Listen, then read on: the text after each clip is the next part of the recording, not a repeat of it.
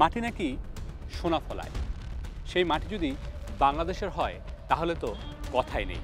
কিন্তু এই মাটি নিয়ে যারা নয়-ছয় করছে তাদেরকে আপনি কি বলবেন? তাদেরকে মাটি খেকো বলা ছাড়া আর কিছু কি বলার উপায় আছে?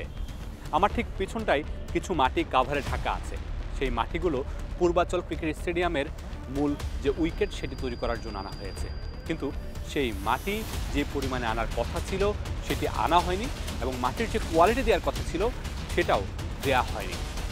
কারা আছে এর পেছনে? চলুন একটু অনুসন্ধান করে দেখা যাক, খোঁজা যাক সেই মাটি খেকোদের।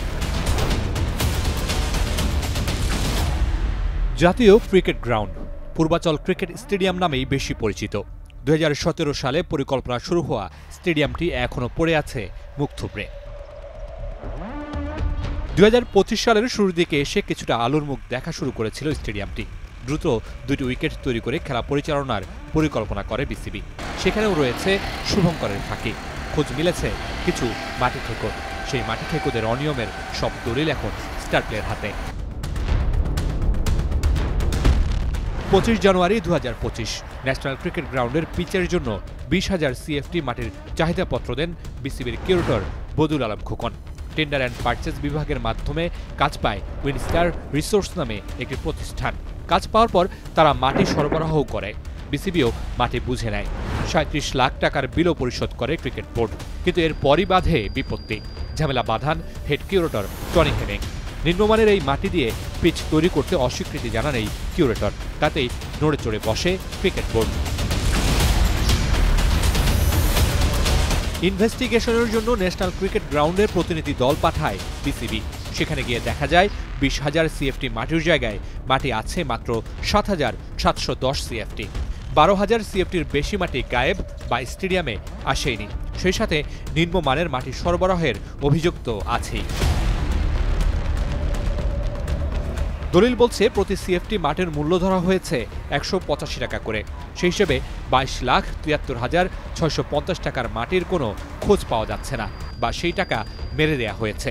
এখানেই শেষ নয়। সূত্র বলছে প্রতি সিএফটির দাম 185 টাকা ধরা হলেও মাটি কেনা হয়েছে 90 টাকা করে। তার মানে বিসিবি থেকে বরাদ্দ টাকার অর্ধেকে কেনা হয়েছে এই নিম্নমানের মাটি। সেই হিসেবে খরচ হয়েছে মাত্র 6,93,000 টাকা। 37 লাখ টাকার মধ্যে 30 লাখ টাকাই লাপাত্তা। এই সময়টাতে ন্যাশনাল ক্রিকেট গ্রাউন্ডের কিউরেটরের দায়িত্বে ছিলেন বদিউল আলম খোকন। মাটি বুঝে নেয়ার কাগজে সবগুলোতেই সই রয়েছে এই কিউরেটরের। সই করা কাগজেও রয়েছে ঘাপলা। একই নাম্বারের ট্রাক এক এক সময় দেখাচ্ছে এক এক আয়তন। ব্যাখ্যা জানতে যোগাযোগ করা হয় কিউরেটর বদিউল আলম খোকনের সাথে। তিনি দায় চাপান টেন্ডার, পারচেজ, মাঠের গার্ড এবং উইনস্টার রিসোর্স কোম্পানির উপর। অথচ সবগুলো কাগজেই রয়েছে তার সই। কিছু কাগজপত্র আমার হাতে এসেছে যে ওখানে মাটি যে পরিমাণে যাওয়ার কথা ছিল সেই পরিমাণে যায়নি, কিন্তু সবগুলো কাগজপত্র দেখলাম যে আপনার সই আছে, আপনি সবগুলো মাটি বুঝে পেয়েছেন। হ্যাঁ, আমার সই থাকা খুব স্বাভাবিক, বিকজ আমি এটা দিয়ে এসেছিলাম। বাট মাটি তো আর আমি বুঝে নেই না, মাটি তো আসে রাতে, তাই না? জি। এবং এটা আসে, আমাদের সিকিউরিটি আছে, যারা রাত্রে এখানে থাকে, ওরা ট্রাকগুলো বুঝে নেয়, মেজার করে সকালে আমাদেরকে দেয় যে এই গাড়ি আসছিল রাত্রে। আমি স্বাভাবিক সাইন করে এটা দিতে হয়। That's it. মানে ওইখানে মাটি বুঝে নেওয়ার বা কি পরিমাণ মাটি আসছে এটার বোঝার কোনো দায়িত্ববান কেউ নেই? ওইটা ওইভাবে আসলে দায়িত্ববান বলতে যে আমি জানি না, কারণ রাতে ট্রাকে করে মাটি আসে। মাটিগুলো ওই রাতে যেহেতু আসে, রাতে তো আর আমরা স্টেডিয়ামে থাকি না। দৈর্ঘ্য প্রস্থ এক এক জায়গায় এক এক রকম দেখাচ্ছে একই ট্রাকের কাগজে। ওইটা তো ভাই আমি কি ট্রাক মাপি বা ইয়ে করি না? আপনি যখন সই দিচ্ছেন, আপনি যখন সিগনেচার দিচ্ছেন, এখান থেকে তো অথরিটি আপনি। আমি কোন বডি, ট্রাকের বডি কতটুকু, কি কতটুকু, এগুলো কি আমার মানে দেখার কথা বা বুঝার কথা? যে কোম্পানিটা আপনাদেরকে মাটি দিয়েছে, এই কোম্পানির সাথে আসলে চুক্তিটা কিভাবে হয়েছে আপনাদের, বা ওদের সাথে আসলে কি কথা হয়েছে? এইটা করতে বলতে পারবে আপনাকে টেন্ডার এন্ড পারচেজ। যদিও এটা আমার কেস না, এটা আমার কোনো কিছু ইয়া নাই এখানে। হ্যাঁ, কারণ আমি তো কন্ট্রাক্টরকে মাটির কন্ট্রাক্টও দেই নাই। কিভাবে কি করছে সেটা আমি জানি না, এটা টেন্ডার এন্ড পারচেজ জানে।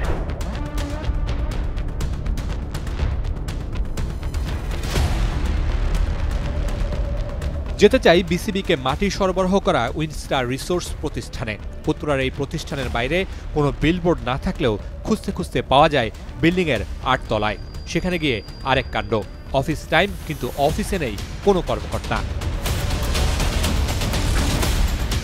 অফিসের ভেতরেই স্টাফদের মধ্যে চলে কানাঘুষা। ফোনে যোগাযোগ করা হয় বিভিন্ন জায়গায়। কিছুক্ষণ পরে এসে এম এ লতিফ নামে একজনের নাম্বার দেন সেখানকার এক স্টাফ। একই সময় একজন এসে জানান ফোনে তাকে বলা হয়েছে স্টার প্লে যেন বিসিবিতে যোগাযোগ করে। বলতেছে ক্রিকেট বোর্ডে গেলে তো ওদের সব ডিটেল পাওয়া যাবে বললো। কে বলতেছে? স্যার। কোন স্যার? ওই 19টা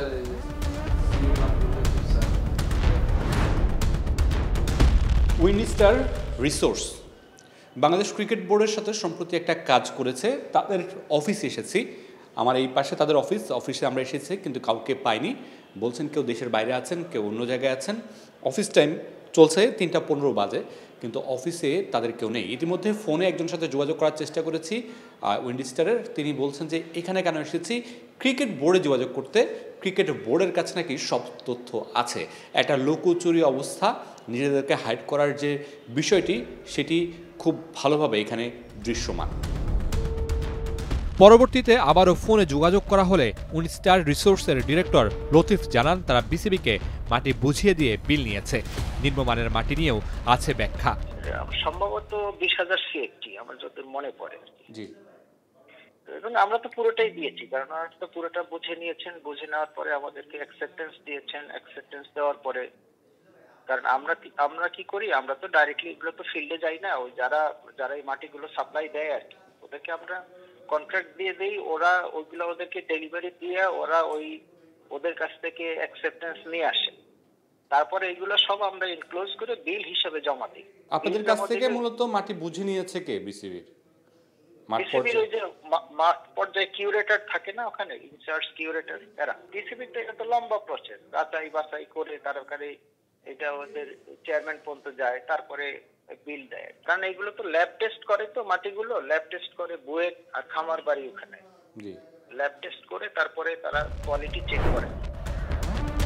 ঢাকার কাছাকাছি ঘরোয়া লিগের খেলা চালানোর জন্য সবচেয়ে কাছের ভেন্যু হতে পারত পূর্বাচলের national cricket ground.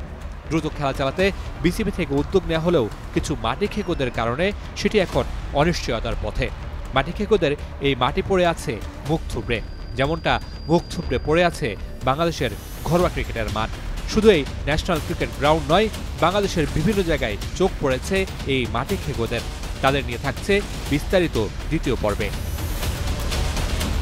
Mamunur Rashid, star news, Dhaka.